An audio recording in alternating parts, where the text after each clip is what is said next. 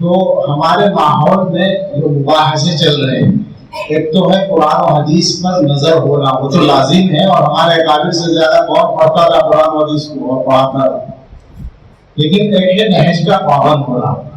اس وقت جو عام ماحول ہے، میں اس کی بات نہیں کر رہا ہوں وائس فقیہ کی نہ فقہ اکیڈمی کی، بلکہ آسان لفظوں میں کہہ رہے سوشل میڈیا کی، یہ جو بحثیں چلتی ہیں مسائل پر، اس میں غیر محسوس طور پر ہم اکابر کے نہج سے ہٹ رہے ہیں۔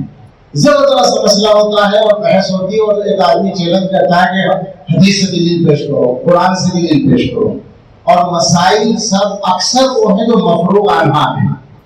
مفروغ عنہا مسائل میں ہمیں قرآن و حدیث میں اجتہاد کرنے کی اجازت دی کس نے؟ آگے ایک صاحب آئے تھے وہاں سے پڑھ کے اور بدل کے حضرت مولانا ریاست علی صاحب رحمۃ اللہ علیہ کے مجلس میں آ گئے اثر کے بعد، حقہ چل رہا تھا اس زمانے میں، حقہ پیتے تھے، تو دیکھتے کہنے لگے کہ یہ تو حرام ہے۔ حضرت نے کہا بھائی کیوں؟ کہنے لگے کہ وہ یحرم علیہم الخبائث۔ حضرت نے کہا کہ بھائی حضرت گنگوہی رحمۃ اللہ علیہ نے جائز لکھا ہے، اب اس کے جواب میں آپ کو بتائیں وہ کیا کہیں گے؟ یہ آج کا سکہ رائج الوقت ہے، میں تو آیت پیش کر رہا ہوں، آپ حضرت گنگوہی کا حوالہ پیش کر رہے ہیں۔ تو حضرت نے بس اتنا کہا کہ بھائی میری مشکل یہ ہے کہ میں مقلد ہوں۔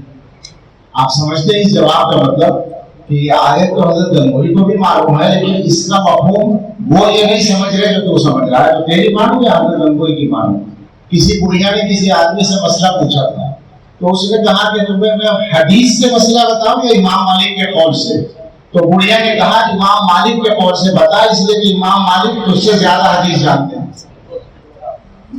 تو یہ جو غیر، اس کو میں اگر اجازت دیں مجھے سخت لفظ نہ ہو تو غیر محسوس غیر مقلدیت آ رہی ہے مباحث میں اور گفتگو میں۔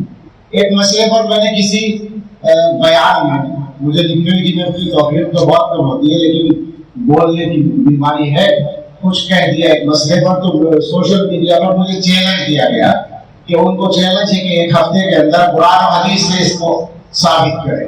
مجھے بہت آسانی تھی، میں نے اگلے بیان میں اسی ہفتے میں کہا کہ میرے سر تو بالکل درد نہیں ہے کہ میں اس چیلنج کو قبول کروں، مجھے یہ چیلنج قبول نہیں ہے، اس لیے کہ میرے بڑے اس مسئلے کو ثابت کر کے جا چکے ہیں۔